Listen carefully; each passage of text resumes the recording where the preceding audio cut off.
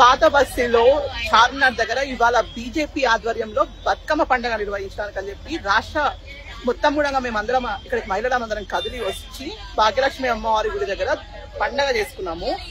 కానీ ఇక్కడ కళ్ళు పుట్టినటువంటి తురకముండ అడుకులు ఇవాళ మా మహిళలు అందరం ఉన్నటువంటి ఒకసారి చూడండి, ఇంతమంది మహిళలు ఉన్నటువంటి ఒక బస్సు పైన మా బస్సు పైన ఒక ఆటో డ్రైవర్ వచ్చి దాడి చేస్తాడు.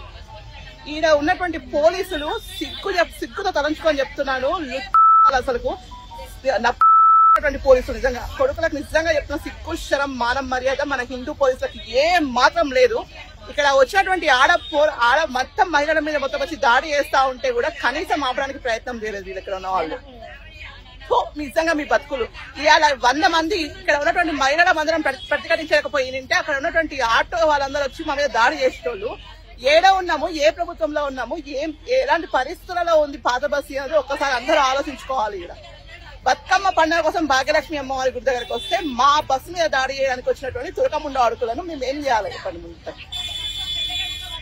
కాబట్టి ప్రతి ఒక్కరు కూడా ఆలోచించుకోవాలి. ఇక్కడికి వచ్చి చార్మినార్ ఏరియాలలో పండుగలకు బట్టలు కొనుక్కుంటున్నారు కదా హిందువులందరూ కూడా. మీకు నిజంగా సిగ్గుశరం ఉంటే, నిజంగా మీరు హిందువులు అయితే, మీకు నిజంగా పౌరుషమై ఉంటే ముందు ఇక బంద్ చేయండి షాపింగ్ చేసుడు. ఆర్థికంగా వీళ్ళని బహిష్కరిస్తే గానీ ఈ కొడుకులకు ఉన్నటువంటి బలుపు తగ్గదు. కాబట్టి ప్రతి ఒక్కరం కూడా ఈ విషయం పైన మాత్రం నేను 100% చెప్తున్నాను. ఇక్కడ ఉన్న మహిళలందరూ కూడా అప్రిషియేట్ చేస్తున్నాను పక్క. మీకు అందరికి కూడా శుభాకాంక్షలు. నవరాత్రులలో మన యొక్క మహిళా శక్తి ఏదో నిరూపించారు మీరు అందరు కలిసి. మహిళా శక్తి అంటే ఏందో ఇవాళ ప్రతి ఒక్క పాత బస్సులో ఉన్న ప్రతి ఒక్క తుర్కోని కూడా మేము చూపించామని చెప్తున్నాను.